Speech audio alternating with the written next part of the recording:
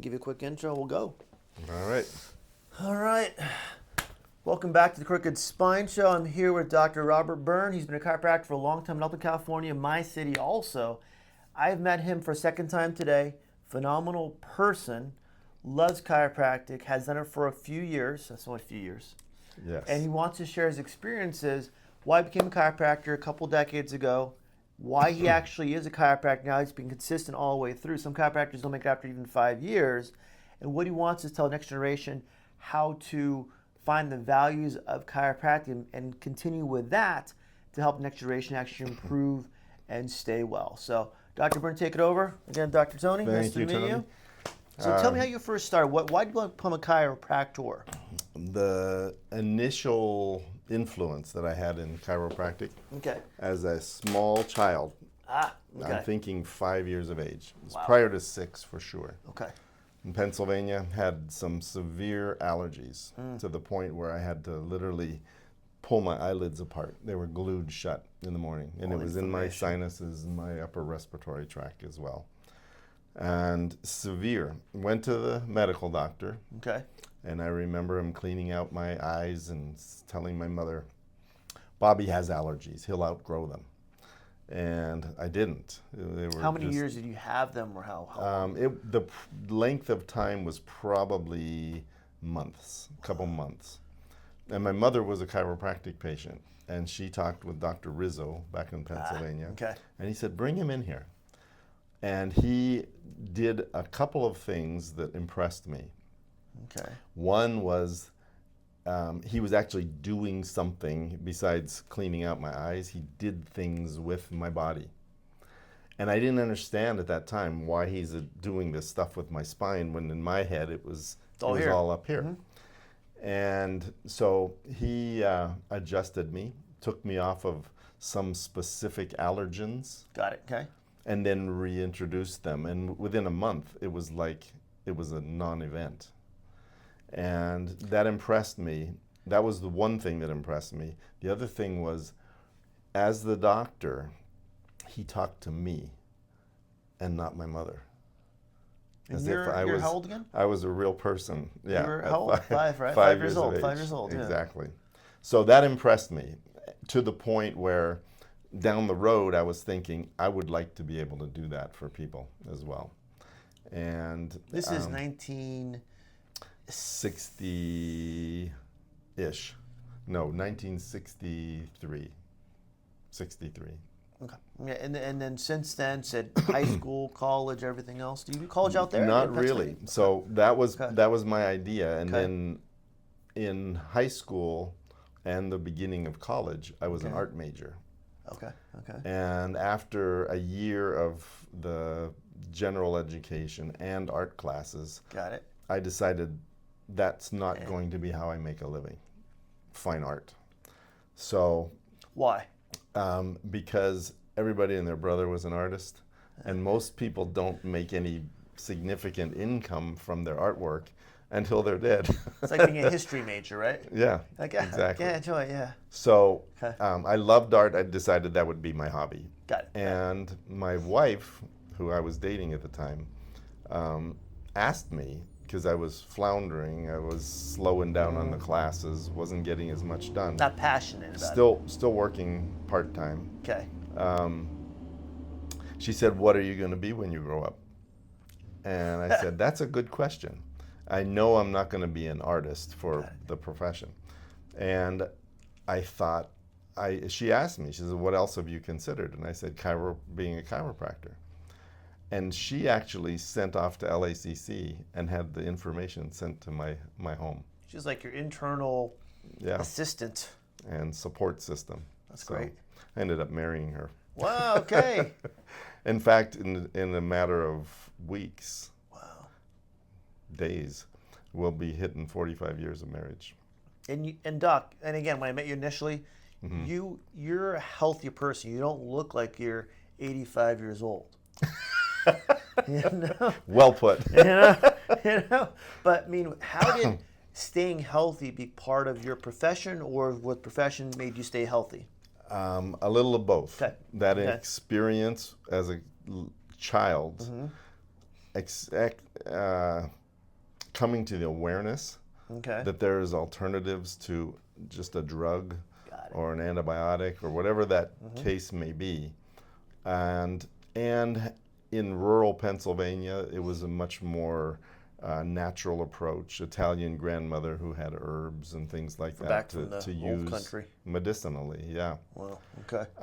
And then just more of a conservative type approach to healthcare. Got it. Okay. My dad had a heart attack when I was only like 13. Wow. And that introduced me to nutrition and how that influences your health. And I decided I didn't want to be a 50-year-old having a heart attack. And then when did you start going, okay, I'm going to start lifting weights, staying healthy? Now, the weightlifting, I've exercised my entire life. Okay. Okay. At that 13 years of age, started running. Then that transitioned to bicycling to save my joints. Got it. Okay. And then 26 years ago, I started powerlifting with patients, Fantastic. a couple of patients, Fantastic. in a home gym. Why is staying physically healthy, how does that, if you want to call it walk the walk with your practice? It has a huge impact. One, if you're a healthy individual and you're giving health advice, people are a little bit more likely to follow your advice. Good integrity, right? Yes, Good exactly. integrity. Exactly. And anybody out there smoking a cigarette and go, hey, don't you smoke. Right, exactly. You know, it's something where it does, and has being in practice for a few decades now. How has that helped you stay into practice?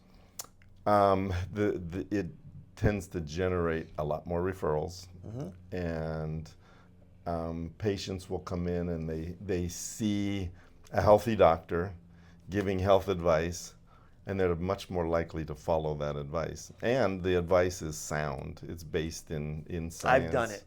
Yeah. I've done it. And being a chiropractor, talking to other chiropractors too on my show, how have you physically stayed healthy to adjust people to, how has that helped you, that benefit? The exercise, the physical exercise, and paying attention to moderation in diet has rendered a healthier person.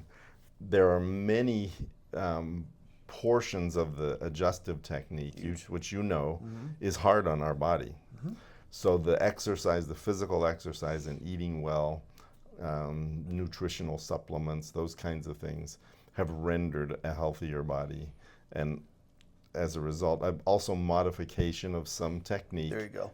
for my own welfare so that I can continue to do this for And a lot of 40 this years. is we're industrial athletes per se. We're not out there building bridges, things like that, but we're pushing people all day long. There's It's sometimes physical work. our size or bigger. If you do that 15, 20, 30, 40 times a day, you're like, oh, go home, okay, I'm going to take a nap. Sure. You know, but by staying healthy, I know doctors that have had wrist injuries, back injuries, shoulder injuries, and even before chiropractic, now they're having had surgeries. Exactly. And being in solo practice, that's almost impossible to take even a few weeks off and expect people to stick around for you. Right. You know. And going back to when you started practice, when did you start your practice here in Upland? This office, 21 years ago. Got it. And why? And even before this too, you said Montclair before. Was there a practice before that too? I worked in a doctor's office prior to that. Got it. Okay. Then I think it was the first year I got my license. I was actually working on a preceptorship program in that doctor's office. That's pretty or cool. Post-ceptor. It almost gets you like a training in an office per se. Exactly. Talking about preceptorship, proceptorship, it's almost like your residency. Whole bunch of experience. Boom.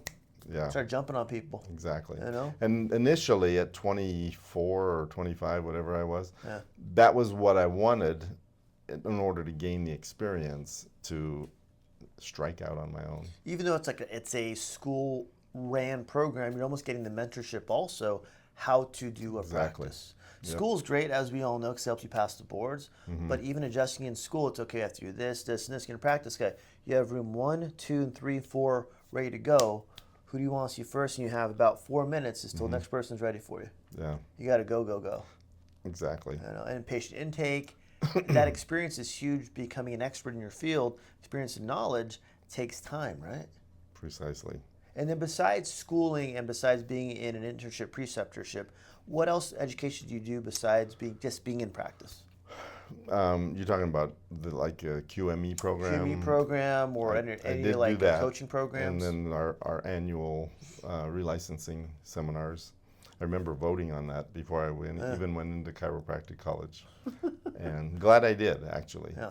And it's beneficial. I don't think I've ever gone to a relicensing seminar where I didn't pick up some little tidbit of information that I could utilize. And those are great, I think, because I help lecture some of them too. Mm-hmm. It helps as a forum to share experience with the chiropractors you may never meet again, based on them working somewhere else or outside of your area. Mm-hmm. And the QME program itself, I did get certified, and I did a little bit of work with that, and was very disillusioned in a work comp situation. It's qualified medical examiner QME, and it's mostly meant for. I'm excited I did it. Was it mostly only for work comp evaluations of patients? Correct. Okay. Yeah. Why disappoint? Evaluating, qualified medical examiner indicates you have the qualifications to write a rateable report. So a work comp judge can look at it and say, okay, this report is sound, and based on these findings, this person should be X% disabled. But they're taking your evaluation Exactly. as word for word, and is your rating. Okay, now I'm going to take this, and then he's going to be your compensation. That's how going he makes forward. his judgment for future med. Why were you disillusioned from that? It was because I made the mistake of going, excuse me, to a work comp appeals hearing to represent myself. Okay. And the attorney for it would happen to have been a county defense attorney. Okay. For an injured sheriff. Ah. The defense attorney came out from behind closed doors with the work comp appeals judge. Okay. And informed me that I needed either to take 50% on the dollar, or they were going to schedule the hearing for Sacramento. And they said, and you should really get an attorney to represent you. So that was like, okay, now my job's a liability, and work comp is only your only thing. So now my jeopardizing my office, my practice for one little thing. Well, what that was I was representing myself with the QME knowledge, thinking I can explain to them why this case is worth more than what they're offering me. And so I wasn't there as a QME. I was just defending my own case in the work comp appeals court. You're like, why am I spending, for me to be, why am I spending so much time over here? I can make just as much money in one day over here in my practice. Yeah. And I could see that there was in the insurance world, especially work comp back in the 90s, that would have been, they had the cards stacked in their favor. There's more political stuff behind closed doors. Yeah. Not worth it. You ever do any coaching programs? Schofield, things like that? I have been to, early on, Parker seminars, a lot of that. Okay. Since then, I've investigated one or two, but didn't follow through with them. So going into your practice now and how you ran the last 20 years, what was your beginning like, say middle, and now as we're getting to more retirement? How did you feel you were back then? Say the first, say 10 years or so. Okay, very good question. I want to hear what Mr. Bryne, Dr. Bryne is actually about. Okay, so I was licensed in the 80s, 84. Okay. And if you talk to other doctors Dr. from Nate, that Dr. era, Bruce Nate, yeah, I've worked for him too. Yeah. There's a term called the Mercedes 80s.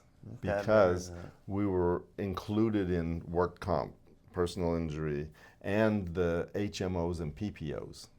So all of a sudden, it was easy to get federal employees, school employees, police officers, fire department. They had coverage for chiropractic.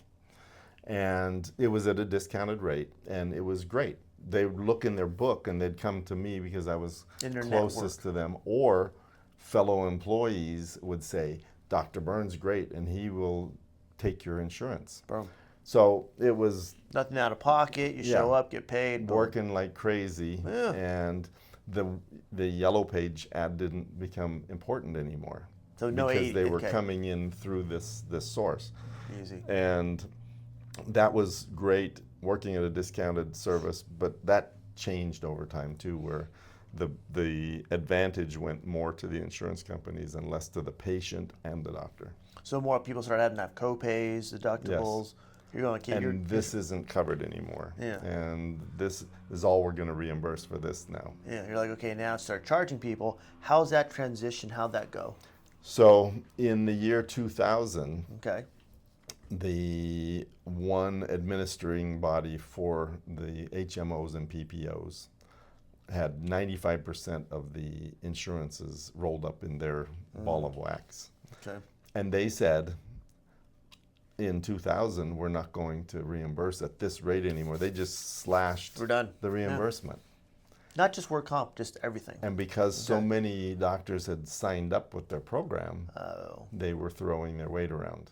So the way networks work is basically if you're a network, at that point you're contracted to only charge this much and only get reimbursed this much. Exactly. You could charge more, but they're only going to pay a certain rate. So I decided to not play their game anymore and went to more cash at that Good. point.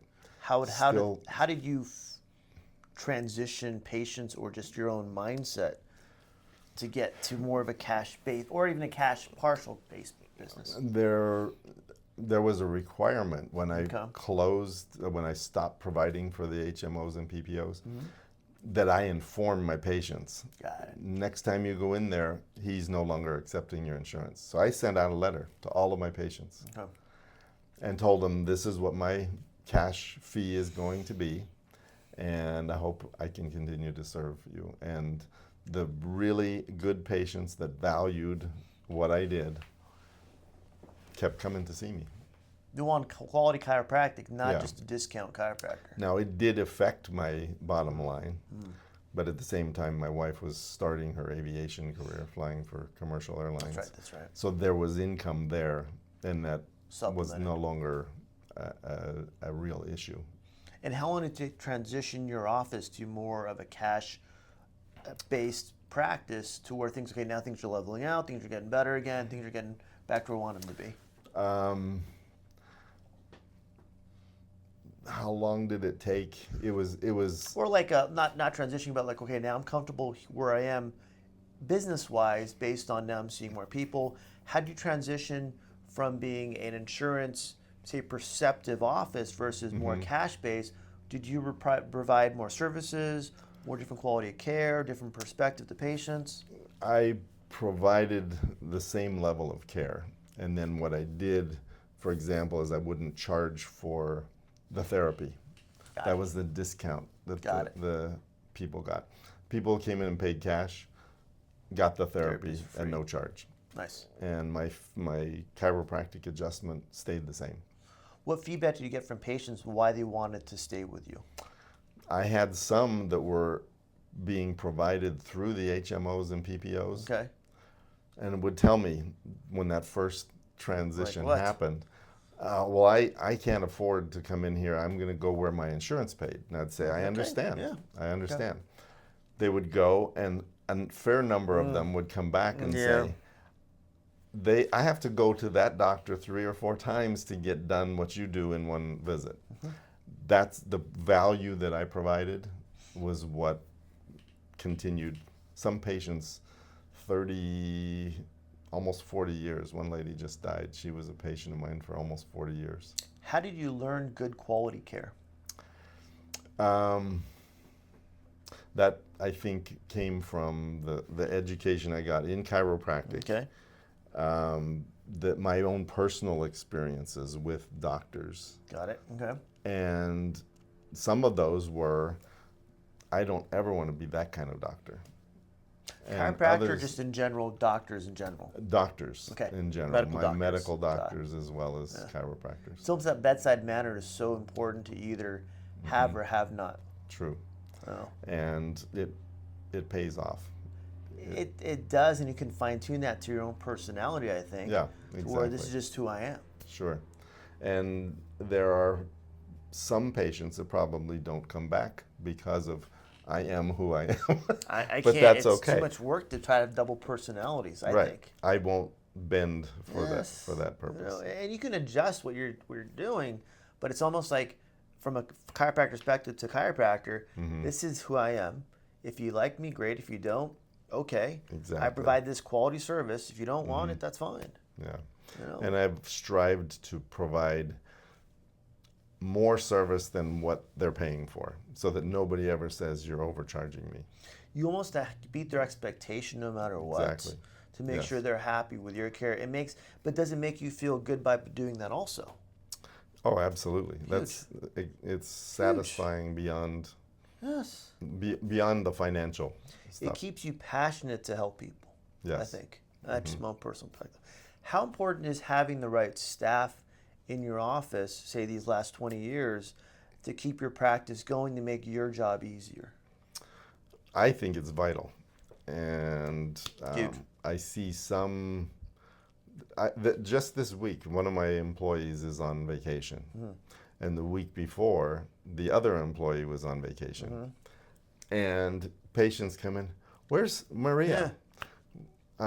What happened to Lena? I go, she's no go- longer with us, just a stroke. And then compliments. Yeah. She is an excellent addition to your practice. Dr.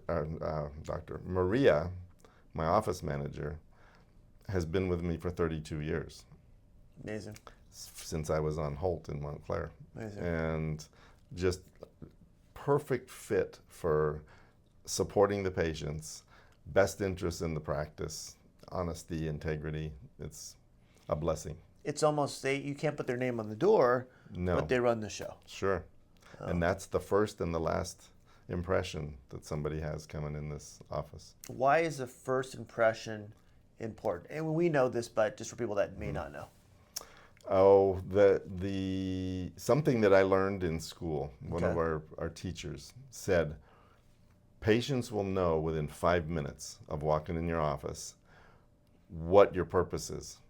Whether you're there just to take their money and send them on, or if you're there to give them health care. And I've tried to implement that throughout my entire career. I call it, And the same, it's reflected on the patients.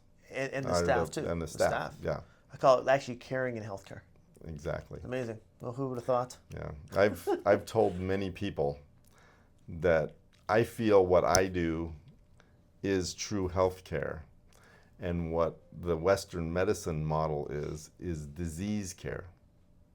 It's not health care, it's disease care. Come in here, I'm going to label your disease, and then here is our latest and greatest standard of care for your disease. It's about that size, sometimes that size of a pill. But yeah, it's about that size. Exactly. You know, it's colors, maybe pink, purple, white, who knows? Yeah. And I've had patients tell me that their medical doctor never touched their body, ever, when they went in. And if you're lucky enough to even look up to see you. Yeah. You know, they're like this on their iPad, Yep. pushing buttons, blah, blah, blah. Okay, it's been more than 3 minutes. I got to get out of here. I have 2 people waiting for other stuff. So my system will help you the rest of the And I have found some medical doctors, some of them are patients of mine, that are not that way. Yes. And they have a waiting list practice. It's the person, not the profession. Even in chiropractic too, right? Exactly. The person, not the profession. 100%. And when you see that, okay, you almost have to, as a patient, search out that right person or doctor, healthcare practitioner for you. Don't sell on the first one to make sure you get that care that you want, the respect you deserve as a person. Amen. And I can go back to having good staff too. I know one doctor in Westwood, friend of the family, him and his wife do their own paperwork, do their insurance billing. I have no idea what that is. I have no idea. But because I had the same thing that Dr. Bryne has, a great staff, where he spends 1 day a week, all day just doing paperwork. Insurance billing, calling insurance companies, rebilling stuff, things that I have no idea how people do that. I used to have to do that with the HMOs and PPOs. I would come to the office on a Thursday, close the door, not answer the phone, and work on paperwork to catch up.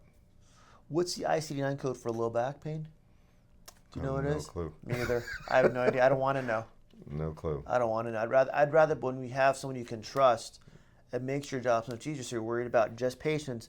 Now I get back to my paperwork. Make sure that billing went through. Call that insurance adjuster back. It keeps your head clear just to be with patients. I used to have those memorized. And then when they went to ICD-10, I have to look stuff up on the computer now. I don't even know where we are now. Might be 12 or 13. I have no idea where we are. And then with the other staff too, do you have some staff that have been with you for the last 30 years, or some staff transitioned? I have one assistant that's been with me over 2 years now. Okay. And then a massage therapist. She's Awesome. been with me, I think, 3 years. You know, for a while. Excellent massage therapist. How do you again, talking to more chiropractors too, how do you find good staff or in your head keep good staff? I have a process that I go through with interviewing, and I do things that you don't find on an interview standard, yeah. And I ask them questions about one, what attracted them to come apply here. Yeah. And I ask questions like problem solving. Got it. Scenarios. Yeah. So, have you ever had to deal with, like if they worked in retail, did you ever have to deal with a difficult customer? Not pleased. Because people come in here and they're hurting and they're not always in the best mood. And things like that. I ask those kinds of questions. And if they don't have a clue and have anything to say, like, okay, this is, and realize, you know, this too, is when you look into a practice, the staff are a reflection of the doctor. You bet.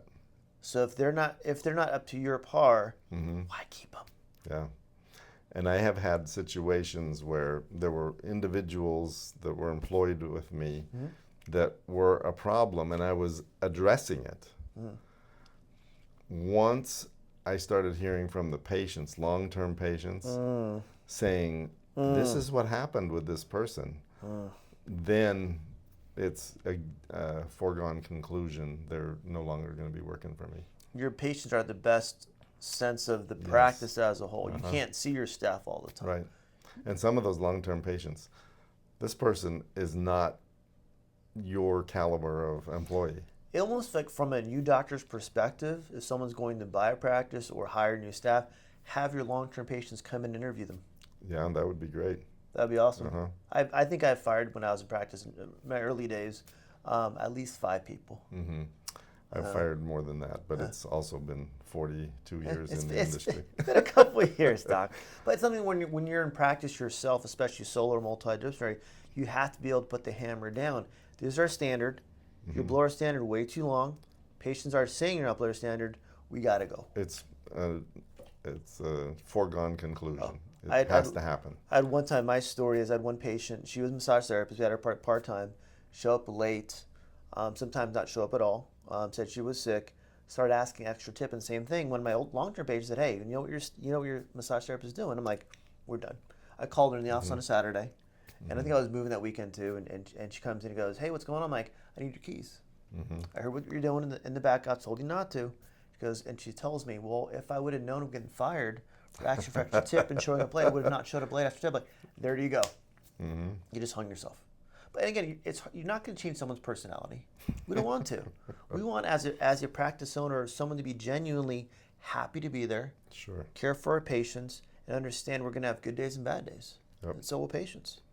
You bet. You know? And I've also had a standard. I'll give my employees 2 opportunities to change things. On the 3rd time, I have to address it. On the 2nd time, I tell them, I inform them. Last one. If I have to talk to you about this again, you have decided that I'm going to fire you. You know what to expect. Yeah. My partner in my office, his wife works for a big real estate company, and she has to fire people. But they have like the verbal warning, the written warning, blah blah. I don't do that stuff. Once you realize in your head they're not a fit for your practice, they can become and again, talking to chiropractors too, a liability, a cancer for your practice, where now they're turning away people. Amen. Because you're not a reflection of you anymore. Yes. And it fires me up, but whatever. And going back to bedside manner, how do you fine tune that with every patient? What's in your head? How's your process of, okay, this is someone new, Sally's coming for the first time. How do I find out how to help her? part of that is questioning, reading the history that they've filled out, Okay. and getting a feel. If you pay attention, they give you all kinds of physical and verbal cues. Okay. Okay. If you're going in the direction to supply what they need, Okay. or if you're talking about their health condition and they don't understand how I'm talking about their neck when they have a problem out here, and you have to affirm that and go to the wrist and say, okay, this is where it hurts, right? And then evaluate that, and then go up here. Does this hurt up here too?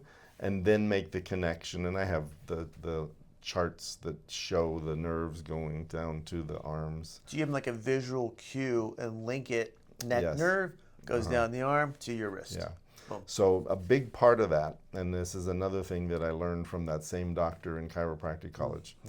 He said, when you graduate from this university, you're going to be conferred a degree, and that is Doctor of Chiropractic. And he said that term doctor comes from a word meaning teacher. Like doctrine and doctorate and doctor all are teachers. And he said, if you are the patient's doctor and you're not teaching them about their health, you're not being their doctor. Should be the first thing we do to help patients. Yes. Understand how their body works. Yep. And when you actually touch it there and they say, oh yeah, that hurts. I didn't realize that hurt. And that's the same side where your wrist is giving you problems or this finger's going numb. It clicks like that. You almost see them like change their persona. Yes. They go, oh. And then another big part of that is predicting anticipation of what they can expect.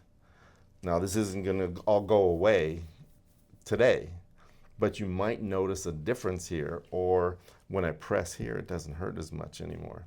And you might sleep better. And when those things start happening, it's like, wow, this guy really is a doctor. That's magic. I just call it magic. I don't know how it works. Just magic, doc. That's all we do. Yeah.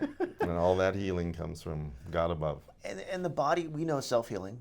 And when we get a patient to understand that when you educate them what they're doing and how the body works, how does that progress to now outside the office? Well, that goes into all aspects of your life, really. Your personal relationships. And hands down, that approach to life is much more fruitful. Almost their quality of life gets to the point where they go, wow, this is what my default was here. Yeah. Now I'm here. How do we get patients to understand maintaining their health is so much easier than trying to fix it all the time? One of the things I challenge them to do, especially the patients that come in and get almost instantaneous relief. Yeah, those are the ads, sometimes the worst ones. Is to say, okay, now you like that relief, right? And they say, yeah, that's great. I don't think I need to come in anymore. And I'll say, now here's a challenge that I'm going to give you. So if you like that and you know now how you got there, come back in here in whatever span of time that I predict, I prescribe for them or recommend for them. And I said, and do that for a couple of months or a year, and notice that you don't have better health, and people are falling down around you with the flu, and you're doing fine.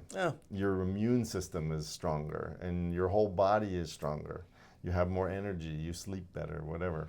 Was it a larger sample size? Hey, did your quality of life actually change, or was it a quick fix? Sure. And I'll remind them sometimes. They may have multiple problems. And some of them have gone away completely. But this leg's still bothering me, doc. I don't think it's ever going to go away. And I'll say, okay, do you remember when you came in here 3 weeks ago? This problem is all gone. This can do it too, but it's just going to take more work. Didn't happen overnight. Exactly. Is it, and going back to it too, with your analysis, you use x-rays here, correct? I don't. I got rid of my x-ray machine and I refer for x-rays. And then how did that transition to Did you have to do a different type of, I guess, initial assessment with patients? Yeah, it's a more thorough It's physical exam. And we have actually, but it's something where you can do it without the X-rays to get them started with care. Sure. And then I'll tell them if we don't see results in a week, Exactly. 2 weeks, then we can X-ray. But everything in my assessment says X-rays aren't necessary at this point. And There's let's no see red what happens. flags per se. There's no Exactly. trauma involved. There's no break in the bone. Exactly. Things like that. So it makes it almost, I can get started today versus waiting till, say, 3 or 4 weeks from now. And I've always, in my career, I've been conservative, bombarding them with gamma radiation versus the information I'm going to get. Now, if that was my mom or my brother or my sister or my child, would I expose them to X-ray? Is it necessary? And it's almost when you talk from going back to medical doctors too, and the ones that are not liked by patients, it's almost they'll sometimes tell someone do something like quit their job or do something else because it's so stressful for them. I'm like, is that even practical? Yeah. You know? And how many people are going to take that advice? Well, like you'd mentioned too, would they tell the family member that they love to do the same thing? Sure. And if the solution is quit your job, is he going to provide them with an income to pay for their bills? And beyond that, you're not doing anything about solving the problem. Huge. What? And it's like, it hurts when I press right here, doc. Well, don't press right there. And go away and take this medication. Yeah, just rest it for another 6 weeks, and we'll see you in 6 weeks. It's no solution. How much does having us treat patients sometimes the same first day help someone give that comfort level that you care about them?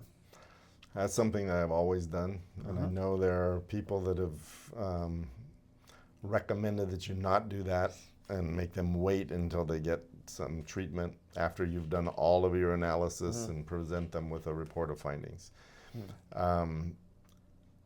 My personal opinion is there are a whole bunch of people that really appreciate getting some measure of relief and knowing that when I come back, I'm going to have additional relief versus maybe, hopefully, I pray that I will get relief when I go in for the report of findings in the first treatment. It's almost like, and this is 2024 right now.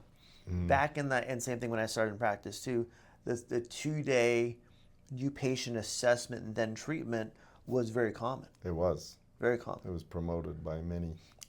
I think but looking at it now, going through that system to where you're doing now, and myself too, I would want the same thing for myself or my family member. Exactly. Can I get care today? Can you do assessment today? I don't mind waiting time-wise. Sometimes it takes a little bit longer, but get someone to feel better that day gives them the hope that they're in the right place. Sure. And then I try to demonstrate that with patients. First, when they first come in, they're getting an adjustment on the first visit. And I'm demonstrating I can do something with this most of the time. And then the other part is later on when they have an injury, the sooner they get in, the better the results. The sooner they address the problem, the better the results. Isn't it amazing when patients come in and they go, I've had the problem for about 4 months now. It's not going away. Can you help me? I go, sir, ma'am, you're very optimistic. You thought 4 months? I'm going to give it 1 more week.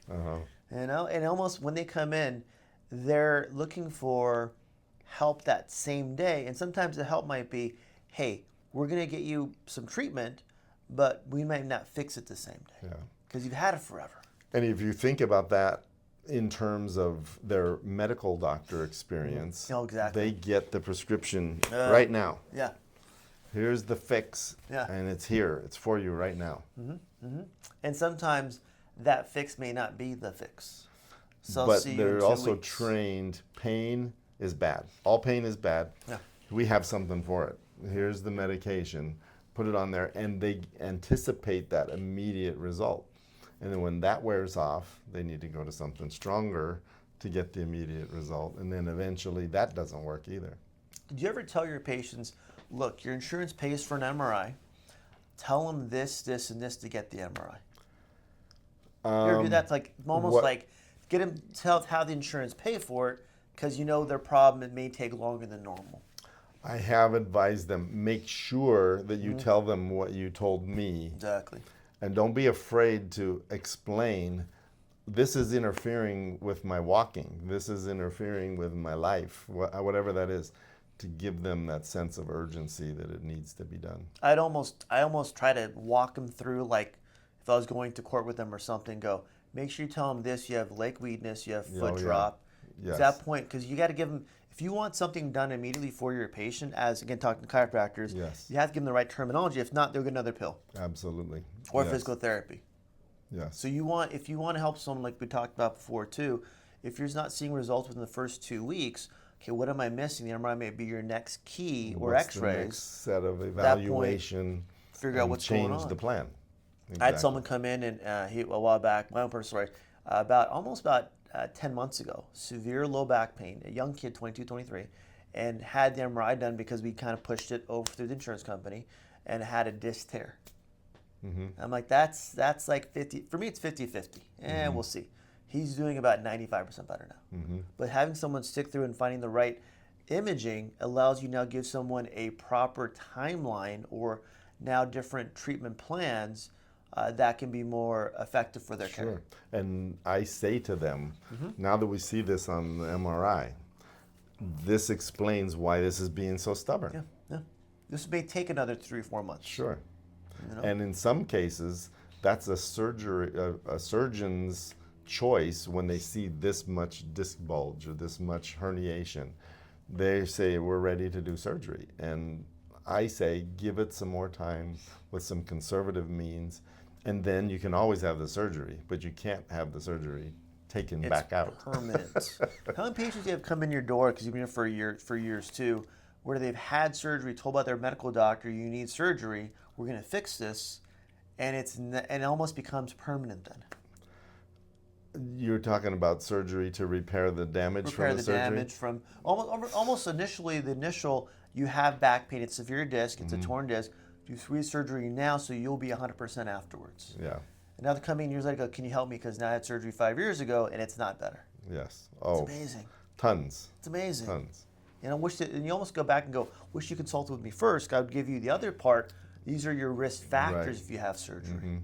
And even after the surgery, I still tell them, look, I can work with the stuff above and below where the surgery happened, where the fixation was done, and still give you relief. And we know, doctors know too, once you have surgery, that area now is not moving. Now the areas above, below have to work harder to have the same effect. So down the line, now your domino effect, now your areas below are going to need surgery too, because they're not going to be overworked. Exactly. Frustrating. Exactly. Frustrating. But that's what we deal with all the time. That is an ongoing thing. We're almost the patient's backup. You know, and they come with us too. If long-term patients, what do you think about this, doc? Sure. My friend has this. What do you think? Can you help them? Can chiropractic help them? Had countless occasions where patients have come to me and they say, I trust your opinion. This is what my urologist said. What do you think? And then I give them my opinion based on what they said. Sometimes say, okay, now they trust me, I'm going to go do my own research, make sure I'm giving the right advice also. Exactly. Because your own reputation. Sure. And again, you're looking at this point, you've had a great run, you've had a great practice, you're healthy, retiring healthy. Why do you want to sell your practice now? There are a couple of reasons. One, You've done it. I'm financially set where I can afford to retire. Those chiropractors are not. Not just because of my age, but because we've set things in motion. Okay. Fantastic. My wife retired 2 years ago, so now I want to join her. Yeah. But can't have all above the all fun. that, Yeah. the reason for selling my practice is because I was blessed in 1985 taking over a retiring doctor's practice. There were already patients looking to come to that location for chiropractic care, and it worked out really, really well. I was able to maintain about 80% of his patient load. Did you work with him beforehand, or just come in No. and buy it and just go boom? No, I had called all the local chiropractors and said, do you know anybody who's ready to sell their practice or retire? And I got several leads. He was one of them. Okay. And Okay. It worked out. Fantastic. And he worked with me just for a short period of time.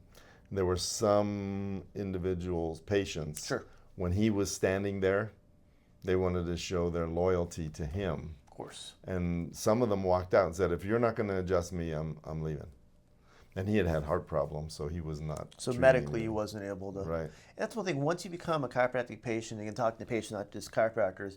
You have a professional relationship with that doctor because you trust that doctor. I work with a partner. We see probably 9 of our patients together. Some just have a personal preference, personality sometimes, or just you have that long-term relationship with that doctor. You want to be able to maintain that. You trust that person. Yep. It's almost hard to have a trust with a second person because now you have to start that relationship over again. But the referral of the other person, you can trust Dr. Tony. You can trust Dr. Bob. And when you say, like, I'm done, I'm not moving down the street, you have to find another chiropractor. Do you want the person I trust, or are you going to go find your own?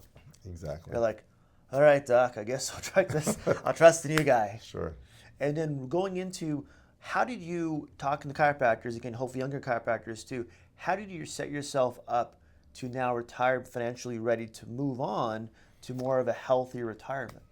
Okay. Talking to chiropractors now that are looking into long-term, Yeah. not playing the stock market, but actually doing something. Again, I yourself up. was blessed in that my dad taught me some good principles about not spending more than what you have and investing wisely.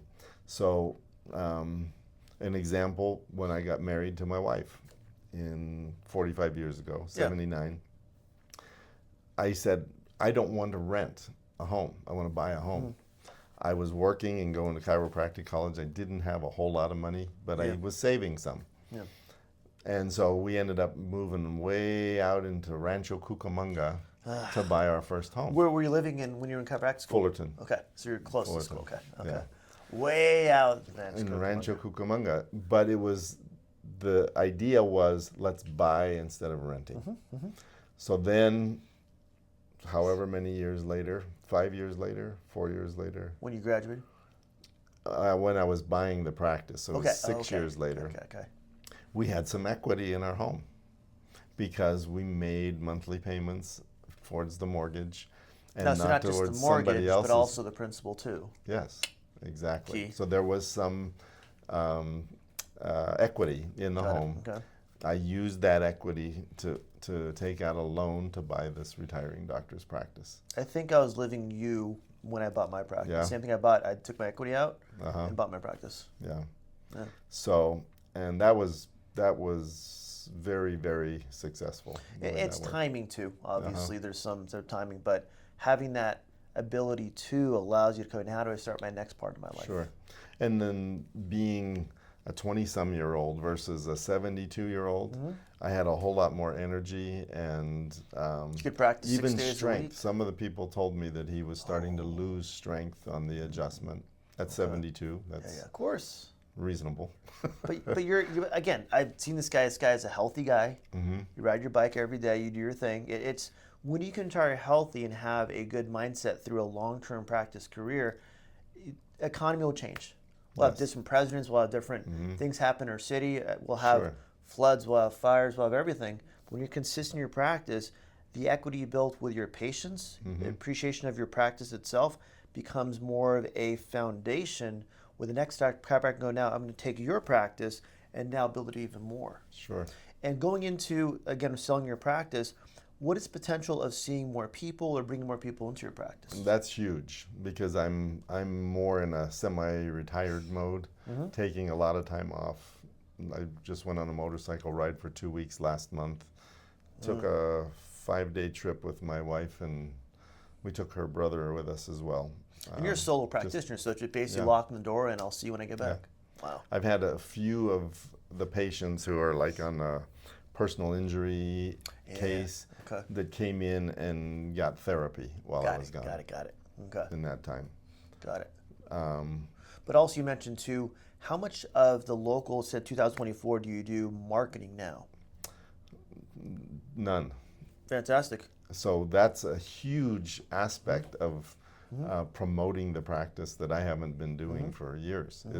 I'm relying on word of mouth at this point, and an attorney that I trust that sends personal injury cases in here. And with your practice down this location, is there room for just one doctor, a couple doctors, or? I have had another doctor in here on multiple occasions, and there's plenty of room. The one doctor even had his own staff that shared the space behind us. Fantastic. Right, so you could have even two doctors buy into your practice, or two doctors have separate practice inside your practice.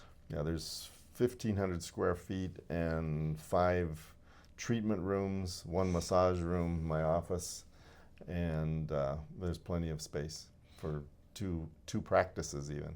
Fantastic. It could even accommodate a multidiscipline practice. There you go. There you go. Even like a physical therapist also. Yeah, exactly. And you have a massage therapist here too, correct? Does your massage therapist here, just numbers-wise, do they pay rent to the practice? She gets a percentage of the Got it. fee. Got it. Okay. And then tips. This is how you run. Again, I've been in practice for about 20 years. This is how you run a solid practice. And if I was going to buy a practice, it'd be something where there's potential here to grow it with a partner or just by myself, and not have any worries. How much do you, again, go back to paperwork wise, how much do you do paperwork, or do you have staff do all the paperwork? Since my staff does the paperwork, except for PI reports, I do all of those. That stuff. Yeah. But I have templates from the reports I've been writing from the DOS 30-some days, years. Windows programs. And it's just a matter of going in and changing the information specific to the patient. So practice that has enough room for a couple doctors or multidisciplinary staff that runs everything besides seeing patients. It's kind of a no-brainer. Yeah, they apply the therapies, and if a person didn't want to use any physiotherapy, the patients would learn. Yeah, they're not going to get that there. It's something when you provide core chiropractic care. Okay, now I'm going to go out and do my stretches. Now I'm going to go out and live a healthier life because my unhealthy life caused my problems. Yeah. When you educate your patients to do that, that makes more sense. Sure. And the chiropractic adjustment is always paramount in this office. Why? And we know why. Chiropractors know why. We know why, but why? Question to ask, because that's what they can get here that they can get nowhere else. Even osteopaths. Very few osteopaths do any manipulation, and when you don't do it regularly, you aren't very efficient at it. It's a learned art, practiced art. If you don't do it even a few weeks, sometimes you're like, I'm kind of iffy. You start feeling rusty. So what kind of person do you want to buy your practice, or persons? Well, what's your ideal, I guess? My goal is to have somebody that come in here to love on my patients. Nice. And that is what comes through from the first time they come in the office. If it's not coming from the receptionist, they may walk out and never become a patient. And then from the doctor themselves, looking for the best interest and treating them like I said. If that was my mother or my dad or my sister or brother or my own child on the table. That's how I make my decisions about healthcare. And we all learned, you and I, by learning from someone else also too. How much do you want to help the transition of someone coming into your practice in that period of time? I'm anxious to do that, and that can be modified according to how the transition is going. Like I was telling you, when I took over Dr. Sasaki's practice, some of them said, no, if you're not going to adjust me, I'm out of here. And they walked out. After 2 weeks, and we had agreed he would do that for at least a month. He said, you know what? I think you're doing fine, and you'd do better off without me here. And he stopped coming in. He would still come in to visit once a month. Make sure you're good. He'd just come in and say hi to the patients and drop off his magazines. So I didn't even have to have a magazine subscription. When you have that good transition period, you have that period of where I trust this guy, see him or her, whatever chiropractor's coming next. At that point, it makes it a lot smoother. Sure. And I've had 2 other chiropractors leave the area. One, actually, I ended up purchasing both of their practices. Okay.